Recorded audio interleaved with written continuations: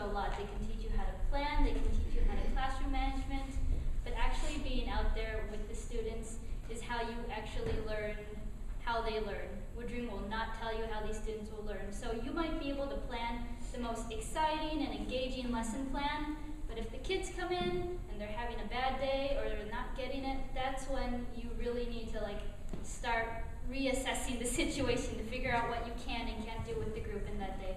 So I just really want to stress how important it is to make that connection with the students so teaching becomes easier. With that being said, my presentation isn't quite a rehearsal technique, but what I really want to talk about mirror neurons and how those mirror neurons can help musicians. I promise it's not as dry as it sounds. It's very scientific, but it'll be fun. So mirror neurons are actually a fairly new thing. They were discovered in 1996 by Italian scientist Giacomo Rizzolatti from the University of Parma in Italy. And they live in the front of your brain, and what they do is they tell you how to react with something. Your neurons live in the nervous system, and they basically send information throughout the body. So if I want to walk right, my neurons, my ordinary command neurons, will tell my leg that I should go this way if I want to move right. If I want to punch a wall, my neurons will tell my arm that I should make this motion going that way.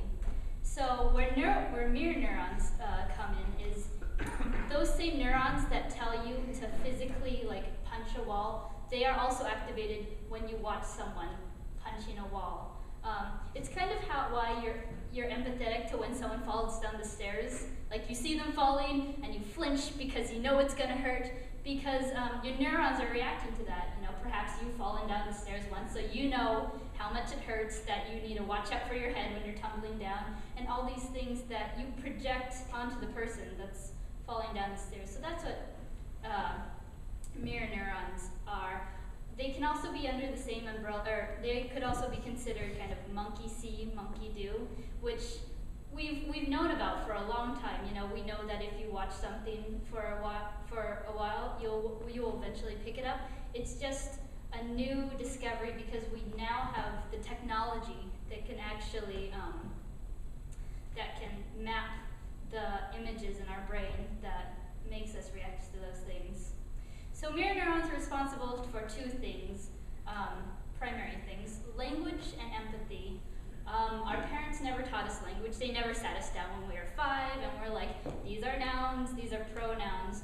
Our first reaction to language was imitating it. So when parents say doggy over and over again, we eventually learn how to say doggy and then associate a dog with that word doggy. So that's really important with the nonverbal, because musicians, so much of our musical training is nonverbal, which is really important for when you start to work on the TPA. One of the things that they ask for is academic language. And so as much as we can use crescendos or use decrescendos and all of the big words that we say, are gestures when we conduct.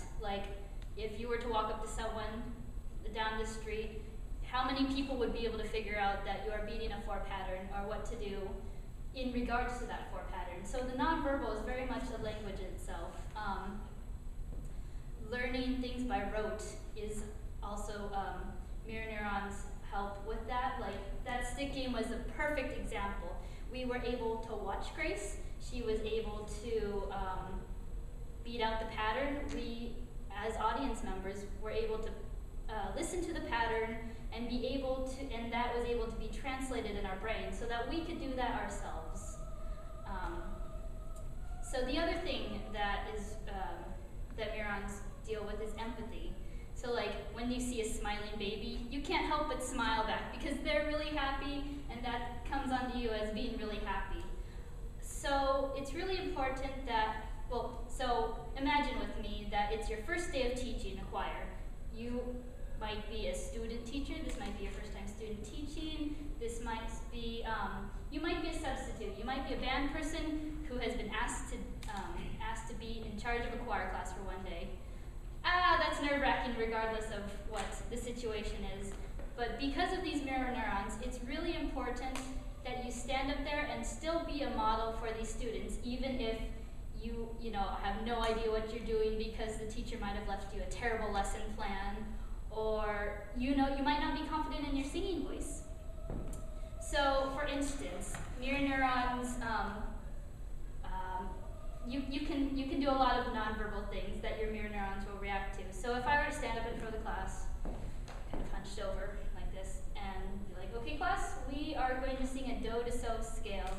Do, starting here, and do, re, mi, fa, sol. You notice how like just listening, the pitch was kind of under and stuff? Or if I were to stand up in front of the class and straighten up. Yeah, I'm starting to see a couple of movements. You know, people are starting to react without telling the class, okay, straighten up. If you know, it's a nonverbal gesture that you do. So on that same do to so scale, and do, re, mi, fa, sol. You notice how because you have a straight posture, your support got better when you sang, or it might have been a little strenuous to sing while hunched over with your whole rib cage closed. So that's a posture thing. So that's an example of modeling for your students that is a good basis for teaching the choir. Another thing would be if I was working with vowels. So if I were to just stand up here and explain to the class, okay class, we are going to sing E. And I really want that E vowel to be very nice and round when we sing it. And I want you to sing it on E and go. E. Round it up, round it up, round it up, round it up, round it up. So that's kind of your idea of rounding is like, there are many different ideas of rounding up that vowel, but if I were to stand for the class and go, class, I want you to sing the E vowel. E and E.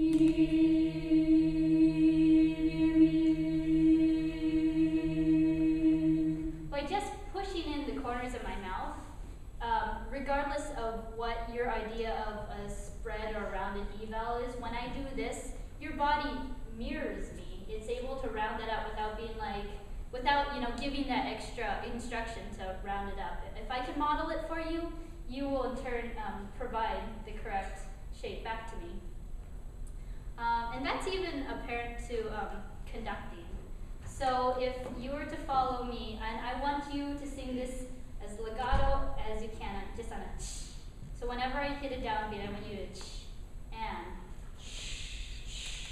as legato again.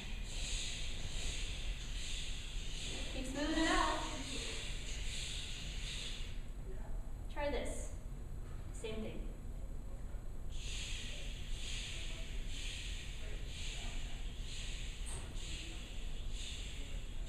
So you notice as a conducting gesture, we'll go to conducting class, and obviously you will learn that certain conducting gestures will affect the sound. But especially as singers, it really helps that you model kind of the way that you want.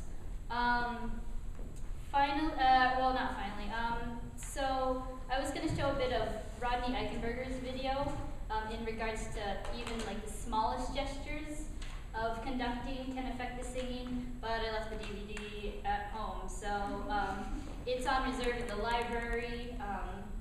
It's a VHS. If you're interested in seeing him actually conduct, he's coming here for the high school festival at the end of November.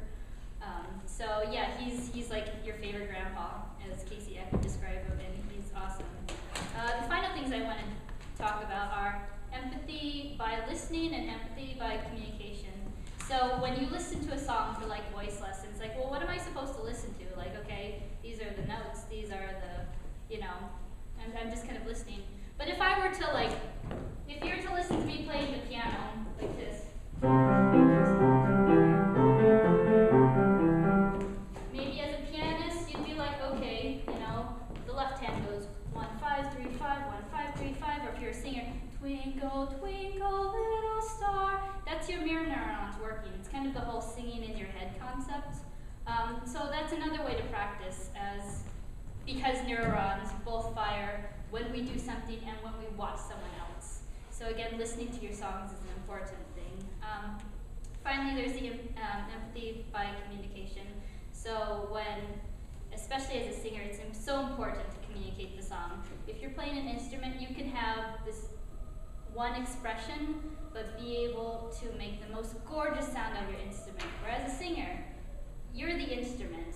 It's like when you take a class from a professor, and as cool as the subject might be, it's still kind of boring if they're like, okay guys, turn to page 82, and we're going to talk about the Revolutionary War now. I mean, I would be asleep in 5 minutes, because it's more fun to watch something that's more engaging. So, so if I were to go, like, what expression is this? Can someone tell me what expression?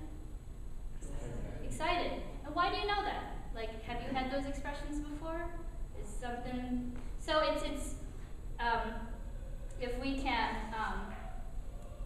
really transmit what we read in the text from a song to the audience, that too will make it a much more enjoyable performance as choir people. So that's my, so this is my presentation on mirror neurons, and thank you. Thank you.